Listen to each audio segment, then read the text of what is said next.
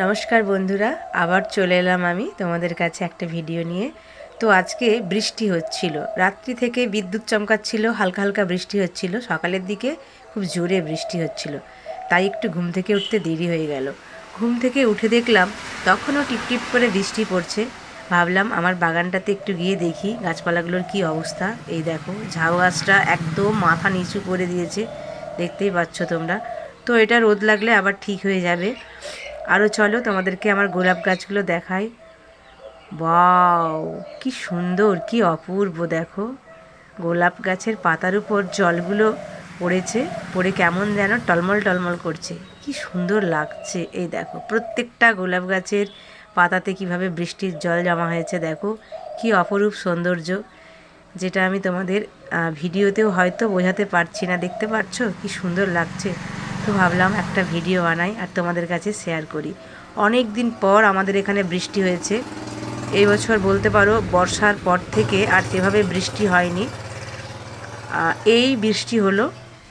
কয়েকদিন আগে বিদ্যুৎ চমকাচ্ছিল, মেঘ উঠেছিল, শুকনো বাতাস, মানে এমনি ধুলো উঠছিল, ঝড় হচ্ছিল, বৃষ্টি হয়নি।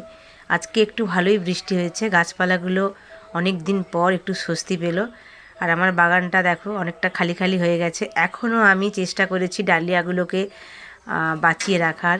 মোটামুটি অল্প অল্প ফুলও দিচ্ছে গাছগুলো, আমার ভীষণই ভালো লাগছে। তো আবার গরমের কিছু ফুলের গাছ বসিয়েছি। এ দেখো, ডালিয়াগুলো কি সুন্দর লাগছে না? বৃষ্টির জল পেয়ে গাছগুলো যেন আবার জীবন ফিরে পেল। বৃষ্টির জল মানে গাছপালাদের কতটা যে উপকার হয়, কতটা যে স্বস্তি পায়, সেটা আজকে গাছগুলোকে দেখেই বুঝতে পারছি। আমার তো ভীষণই ভালো লাগছে বাগানটার দিকে তাকিয়ে। তো চলো, আমার বাড়ির সাইডে আরও কিছু গাছপালা আছে, সেগুলোর অবস্থাটাও তোমাদেরকে দেখায়। এই দেখো, আমার বাড়ির সাইডে 3টে নারকেল গাছ, আমের গাছ আর কাঁঠালের গাছ আছে। আমি তো আগেই বলেছিলাম আমের গাছে আমাদের এবছর আম হয়নি, কারণ কুয়াশার জন্য সমস্ত মুকুল ঝরে গেছে, একটাও আম নেই, পুরো গাছ খালি। তো চলো, কিছু নারকেল গাছে দেখো কত নারকেল হয়েছে। বৃষ্টি পেয়ে এই গাছপালাগুলো যেন স্বস্তি পেল বলেই মনে হচ্ছে দেখে, খুবই ভালো লাগছে। গরমের শুরুতেই একটা জোরে বৃষ্টি, গাছপালাগুলো খুব ভালো লাগছে, আমাদেরও ভালো লাগছে। ওয়েদারটাও একটু ঠান্ডা ঠান্ডা লাগছে, মনে হচ্ছে যেন আবার ঘুরে শীত পড়ে গেল। তো কোথায় কোথায় বৃষ্টি হয়েছে বন্ধুরা অবশ্যই আমাকে জানাবে।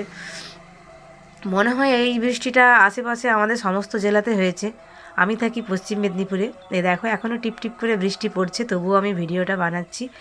তো আমি আর গাছের কাছাকাছি যেতে পারলাম না, কাঁঠাল গাছের নিচে দিকটা কাদা আছে, ওই জন্য আমি আর গেলাম না। দেখো, দূর থেকে ভিডিওটা বানিয়েছি। আমার গাছে কত কাঁঠাল হয়েছে, আম হয়নি ঠিকই, কিন্তু কাঁঠাল হয়েছে প্রচুর। এ দেখো, একদম ঝোঁকা ঝোঁকা কাঁঠাল। চলো একটু জুম করে তোমাদের দেখাই। এই যে দেখো, মিনিমাম 40-50টা মতো কাঁঠাল হয়েছে।